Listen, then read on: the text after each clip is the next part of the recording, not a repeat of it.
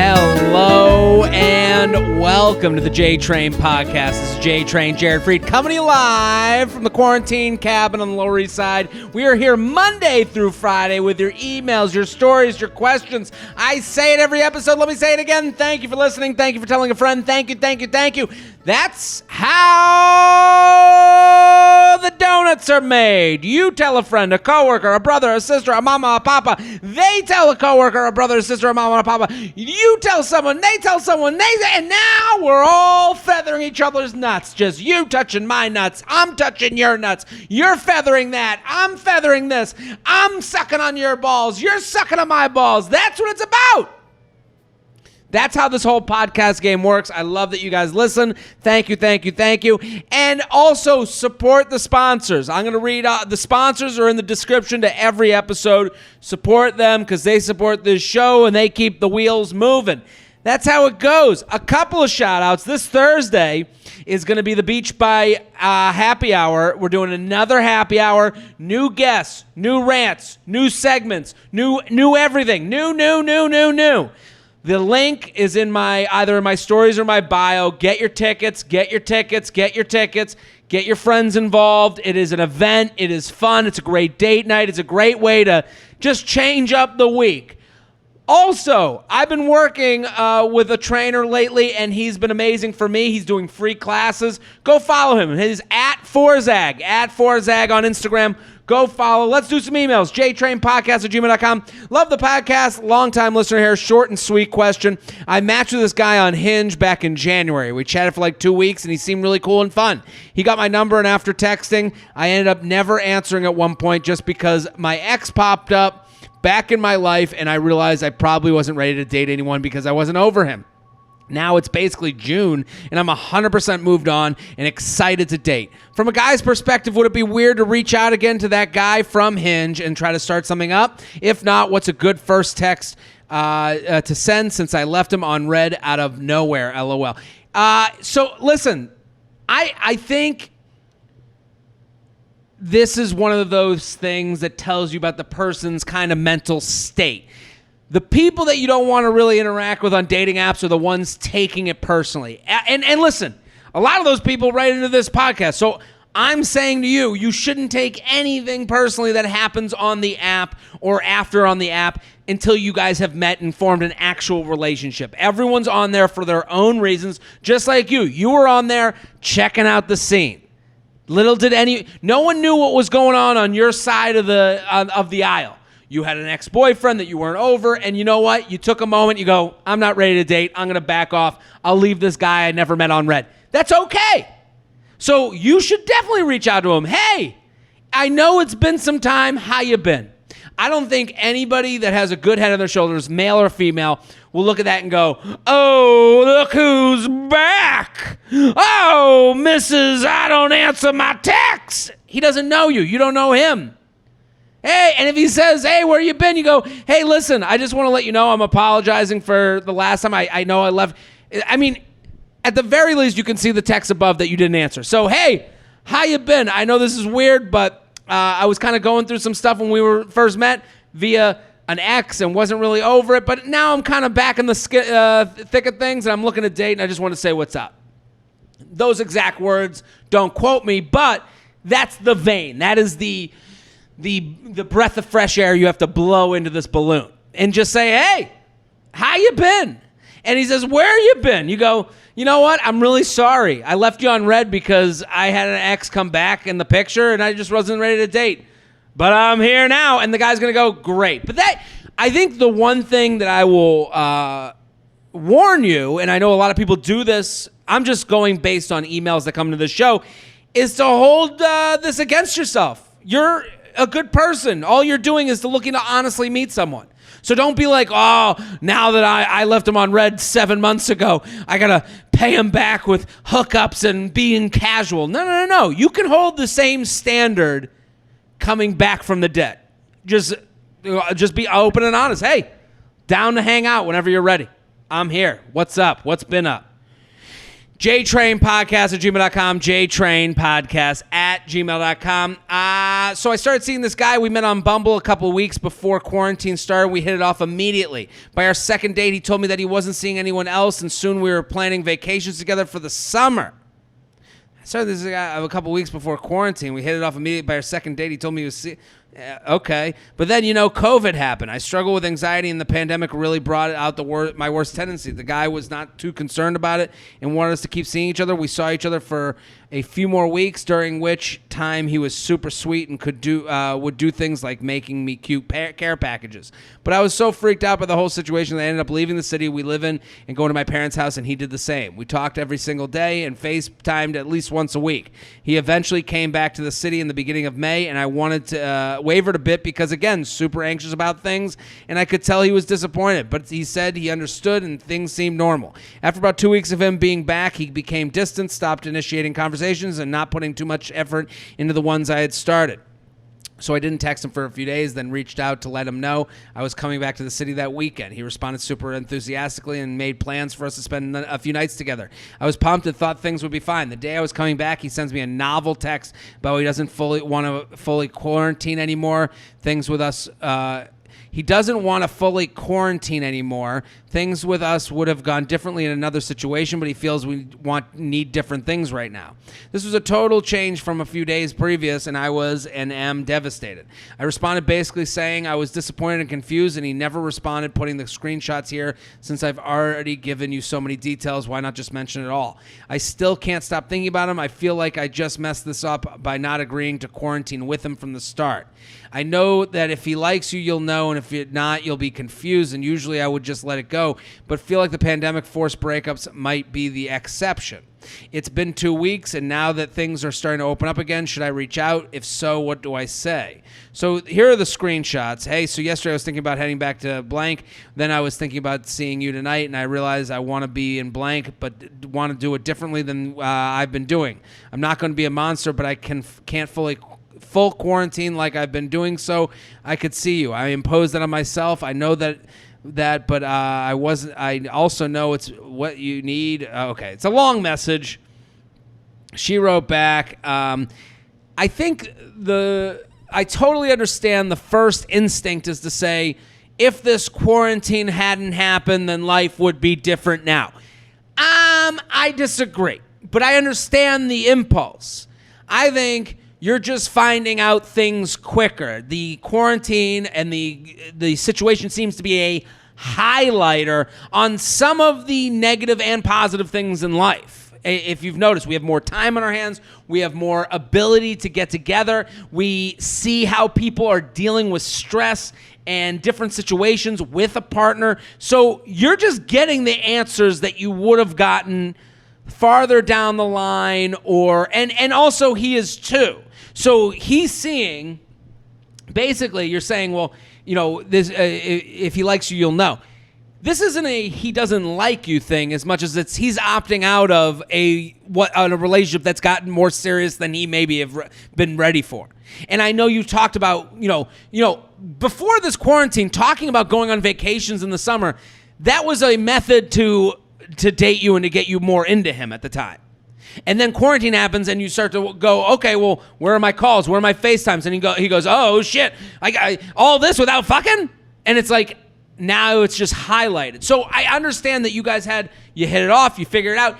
I'm there's a parts of your email, I understand being anxious in relationships and handling it differently, but, you're put face to face with, do I want to handle the world that exists now with the person that I've been seeing only a couple weeks in person?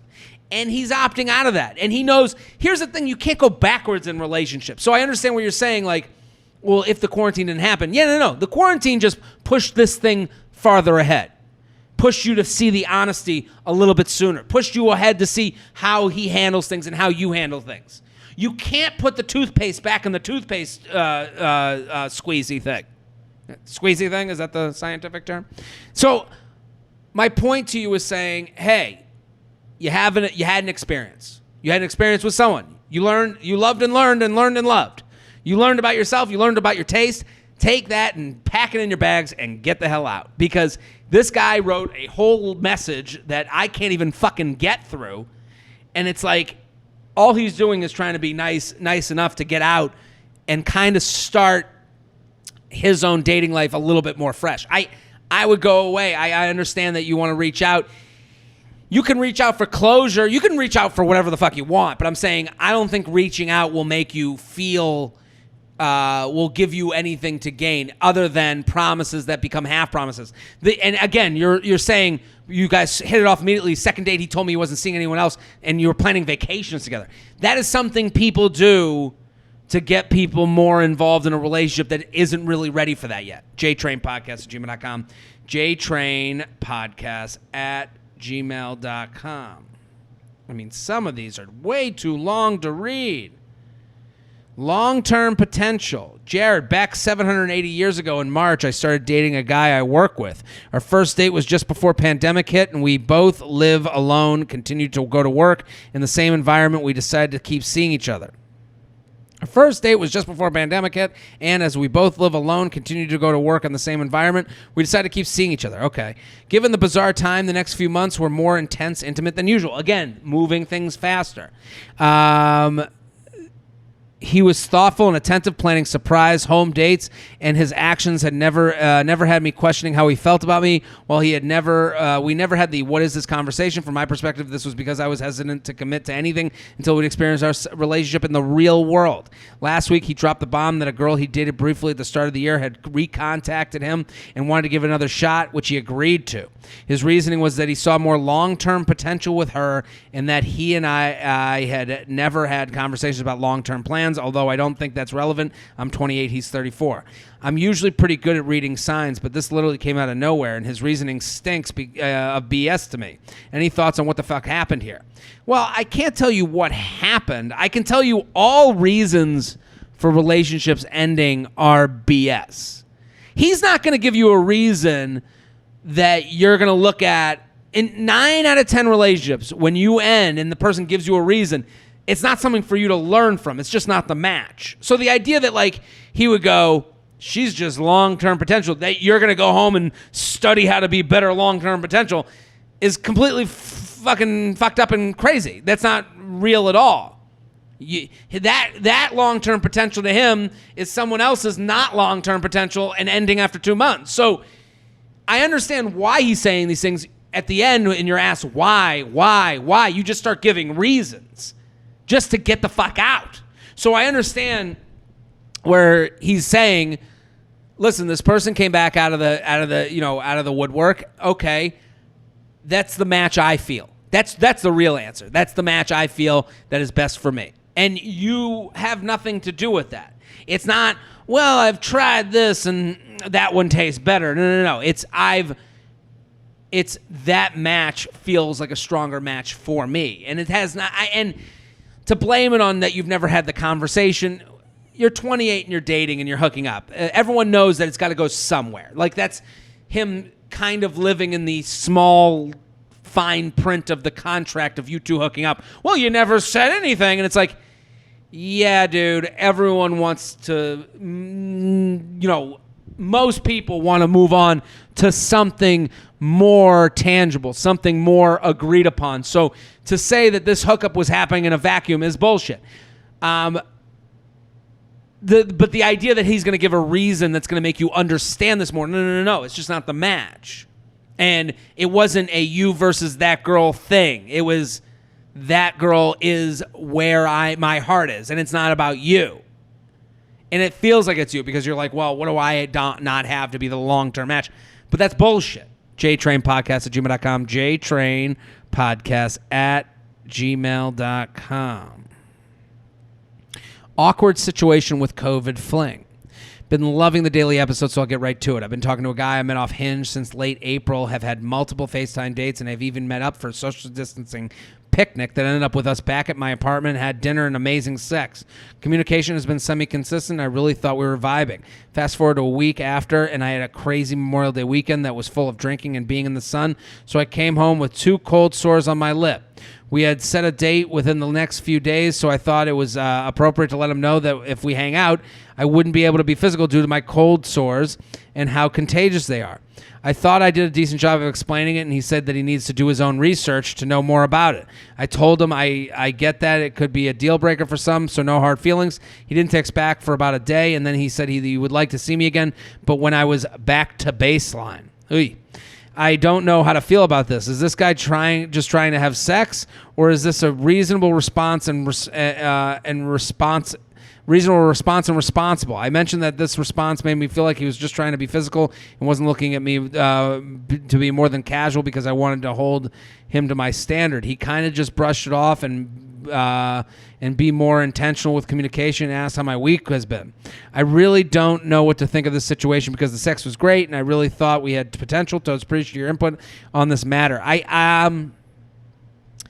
a tough one because I agree with you. The response of, I'd like to see you again, but that when you're back to baseline is him basically saying, yeah, I want to see you, but once you're over all that real shit, whether it's cold sores on your lip or anything else, it's kind of like saying, yeah, once your kid's out of the house, I'll come see you. Or once the real shit's out of here, I'll come see you. And it's like, okay, yeah, you're here for the casualness, which, I've been seeing you since late April, so let's call it, the month of May. You've been doing this about a month.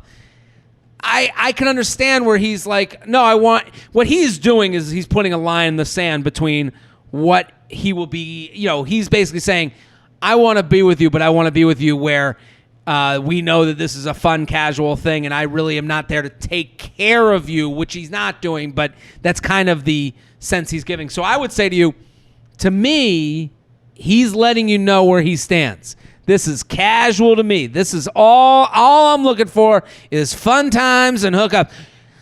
The physical stuff I agree with, but it's also, it's more than that. It's him saying, no, I'm here for happy fun time when I'm away from work. I'm not looking for reality. I'm not looking for talking about your parents. I'm not looking about talking about your cold sores. I am looking for, hey, we drink margaritas. And then when someone starts puking, gotta go. Enjoy your hangover. So I think this is him letting you know how much he wants to get to know you. And if that doesn't feel right, I think it's okay to cut bait. JTrain Podcast at gmail.com. JTrain Podcast at gmail.com. Let's do this one. I met a guy at a party last year and then reconnected a few months later when we matched on a dating app. We met up for a drink for the first date, but usually he suggests group events, going to parties together instead of one-on-one dates. We've hooked up a few times, but he'll often stop answering in the middle of a conversation and pick up when he wants to make plans. I do this to him too, but not on purpose, just because I don't feel the need to have long texting conversations. He made a few casual comments about not dating much. Seems like a nice guy, but I can't tell if this should be an obvious sign that he's not interested in a relationship. If not, what's the best way to have the what are we conversation, especially since it seems so casual based on the real no real dates thing. So to me, this isn't the time for what are we. This is the time for the what I want conversation.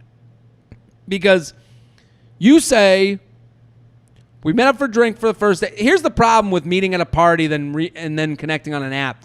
It kind of allows for casual because you're like, oh, we already know each other, so we know it's safe. So we're just going to get together and meet up with the big group because we know the big group. Everyone knows the big group. Everyone come together. Well, drink, whatever. Yeah, you'll be there. I'll be there. So now it's not even a plan. Now we're just hanging out. And if we hook up, it's not because I forced you went on a date with you and tricked you into the hookup. You know what I mean?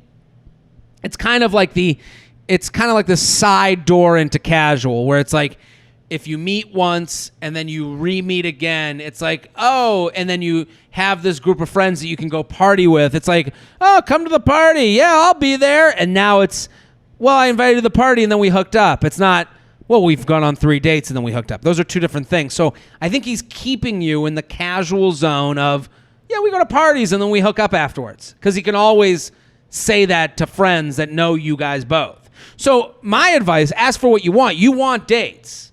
To me, this is clearly casual. That doesn't mean it can't be more. I don't think it will be more. But I'm going to give you the tools to figure that out. Hey, anytime he asks you to meet him at a party, just say, nah, I'm going to do my own thing tonight, but down for drinks whenever you're ready. He will either make that drink happen or he won't. If he does it again, oh, hey, I'm going to be at this other party. I'll be out tonight. Come meet up. Yeah, no, I'm going to be doing my own thing. Down for drinks this week if you're ready for that. You will not believe how many times he will do this. He will do this as long as humanly possible. At a certain point, you might get to the point where you go, I'm going to stop even answering all these texts. But I'm just letting you know what his process is. JTrain Podcast at gmail.com. JTrain Podcast at gmail.com. I'm from Canada, but have moved overseas to the UK to move in with my previous long-distance boyfriend. It's a pretty crazy scenario, I'm well aware, but let's not dwell on that for now. From the many times I came to visit him in the UK over a 3.5-year-long distance, I got to know his friends very well, and let's just say the English love a drink, and his friends are no different and probably drink more so than even the average Brit. A few drinks is never a few drinks, and pretty much every time we drink with them, it ends up as an 8-hour ordeal of continuous drinking, talking, and bar crawling before quarantine times. They're great, and I myself love to drink till the cows come home, but I always come off of as the party pooper when I am the first one to suggest packing it in and going home. I'm pretty much always have to spend about half an hour dropping at very obvious hints that flat out saying we need to leave before getting my boyfriend on board to go home. I have woken up with life-threatening hangover after being out with them too many times to count. My boyfriend also becomes quite an idiot when drinking. It's like he has this, he's this excitable little puppy when drunk with his friends and just wants the night to keep going and is down for anything they say or do all the while throwing my needs and wants completely out the window, such as when I want to go home. This often results in a bad experience for me despite having an overall good night, and I usually go to bed mad and end up having a bit of a go at him the next day about it. So then there was last night. We brought home a new puppy 1 week ago and wanted to invite three of his friends over to meet her and have a few drinks in the backyard. We broke social distancing rules, so please don't judge. I know you won't, but we are all in our 20s, me 24, his friends 29, have been working from home, etc., etc. Of course, a few drinks just wasn't a few drinks. One of his friends had come over straight from work, after work actually saying he'd only come for one, and I knew perfectly well that was just an absurd statement, but plain out impossible for this individual.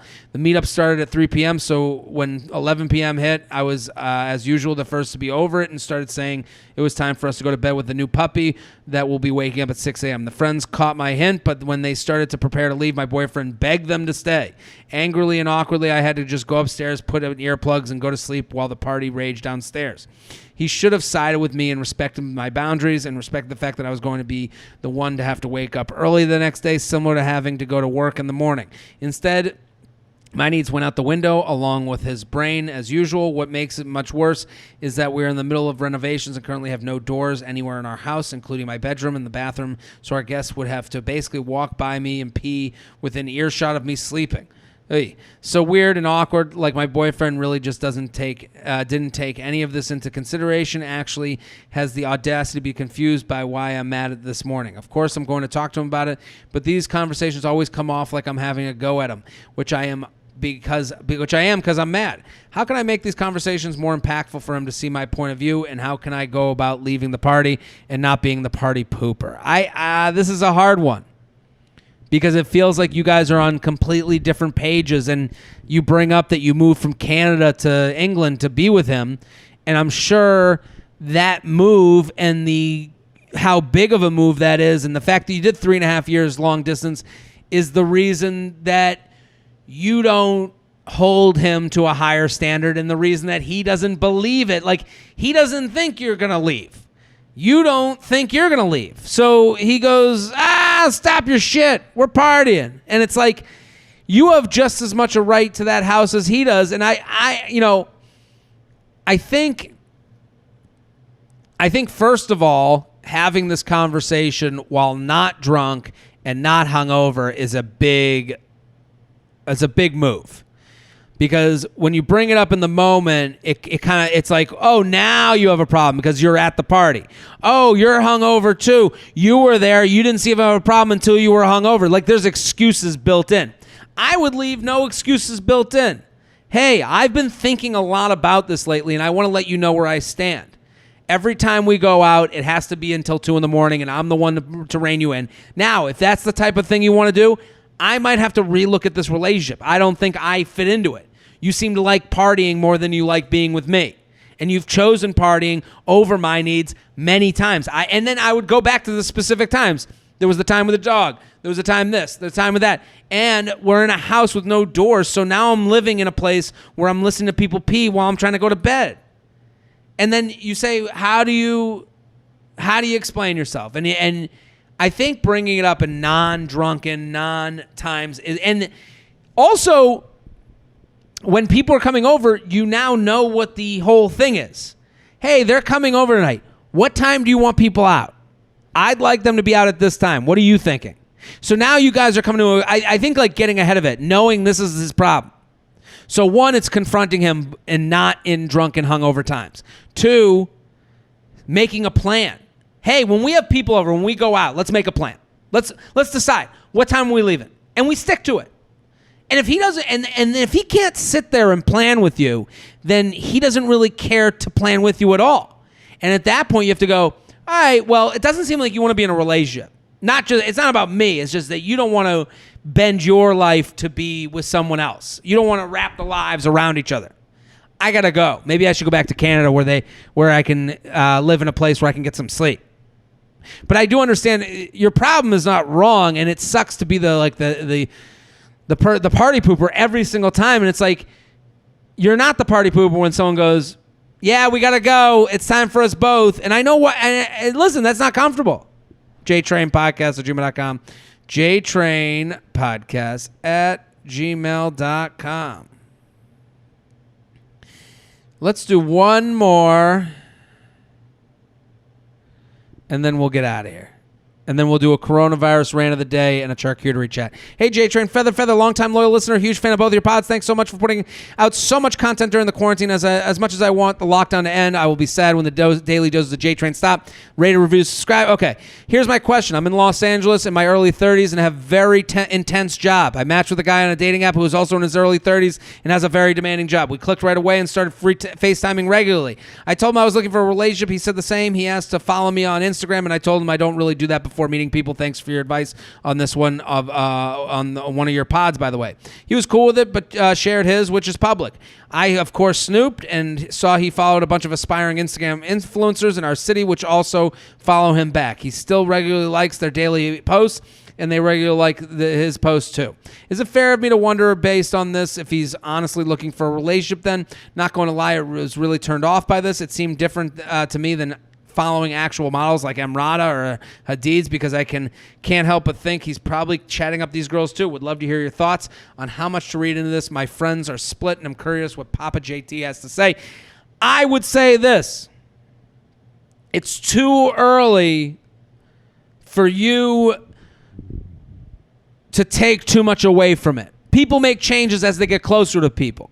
That's the reality. The closer you two get, the less time and the less respectful it is to be liking these Instagram influencers. So I understand how it's a turnoff. I think that goes in the resume of who this person is and who you're meeting. Oh, he likes Instagram influencers and they like his back. Not for me. Oh, he's got a demanding job that he takes seriously. That's for me. This all goes in the resume of what your taste is. And I think you got to go on a date first. You got to go, I think you got to let this thing come up. This will come up again. Hey, I noticed that you're liking a lot of Instagram influencers. It's weird to me because you don't have anything to do with them. Did you go to high school with them? Or are you just a fan of entrepreneurs? Like, what's the deal? And I think it will come up, but I think for now it's too early to get into that. It's also, when you're single, you're putting stuff out there. Especially as a guy, like you're putting stuff in. I'm not saying this to like apologize for the grossness of how this sounds, but he's putting it out there. He's letting people know. And especially if he's someone who works a lot, he's going, okay, the time I have, looking at people is when I DM them. This is kind of how I use Instagram. That will change the more serious you two get. But right now, you guys aren't serious enough to see how that changes over time. I would give it the chance. I know this isn't enough for me to go, whoa, watch out. Because there's a lot of guys doing this that are in happy relationships and ends up being nothing. Also, there's a moment where you start getting serious with someone. You're like, this follows a little creepy. That follows a little creepy. I got to unfollow there. Got to stop liking there. The parameters change based on the environment. JTrain Podcast at gmail.com. JTrain Podcast at gmail.com. Let's do a charcuterie chat. How about that, right? Hit the music, Shelby. Today's charcuterie chat, I'm showing this on the screen. It is, today's charcuterie chat is about knowing board confusion. Board confusion. I'm looking at a board right now that is absolutely ridiculous. It has macarons on it. We've talked about that. It has peaches. It has new potatoes in there. It has flaming hot Cheetos. It has a carrot that Roger Rabbit would be holding. What is going on here? What party am I at? To me, this is, and then it has cheese with signs in it. To me, you just took all this shit out of your fridge and just put it on a piece of wood. You just threw it in. You're like, let's just get rid of this shit. They'll eat anything. To me, this is as much garbage as it is as it is charcuterie. What are you telling people? What are you giving to people? Is someone going to pick up a flaming hot Cheeto and put it on top of a cucumber? Is that the plan? I mean, that's okay if that's something you want to do, but it is just weird to me. What are you going to do with a new potato? If I was at this party, I would pick up the carrot and I'd start chomping it like I was like, what up, Doc? And then I'd start eating the new potatoes and I'd be like, hey, I'm making a garlic mash. I got all the ingredients here, so don't worry about me. I'm just going to go in the kitchen and make a garlic mash. That's what you wanted us to do with this board, right? The thing is, your board should give people an idea of what they're in for the night. This gives me no idea. I don't know if this is the only thing they're putting out. Is this breakfast, lunch, and dinner? Is this appetizer? Is this charcuterie, appetizer, dinner, and dessert? Because I can have a macaron at the end? What are we doing here? What am I at this party for? Your board has to tell the story of where you're at, what the party is, and where we're going. This tells me nothing. This is garbage on a plate, and there are things on here that cost $50, and there's things on here that cost 50 cents, and I don't know how much to cherish each thing. That's today's charcuterie chat.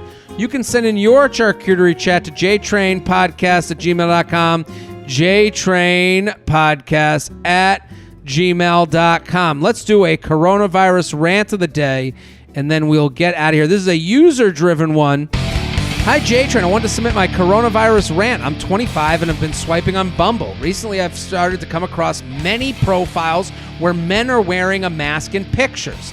Some even use this mask photo as their first photo. I get it. Social distancing and masks are important things during these times, but we are on a dating app.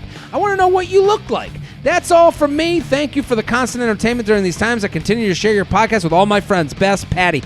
Patty, I couldn't agree more. This is, to me, there's certain posts and certain pictures, and it's them going, I'm good. I'm a good person. Look at me.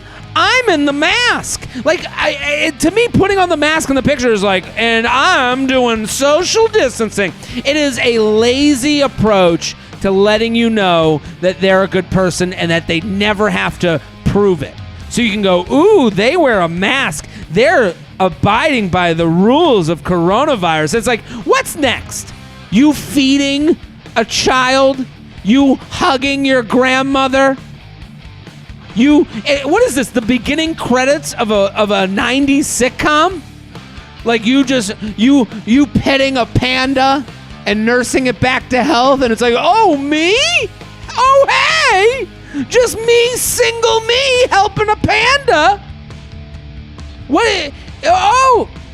You taking the temperature, you using a stethoscope on an old woman? Oh, Nana, you're gonna be fine. Oh, hello! Like, what?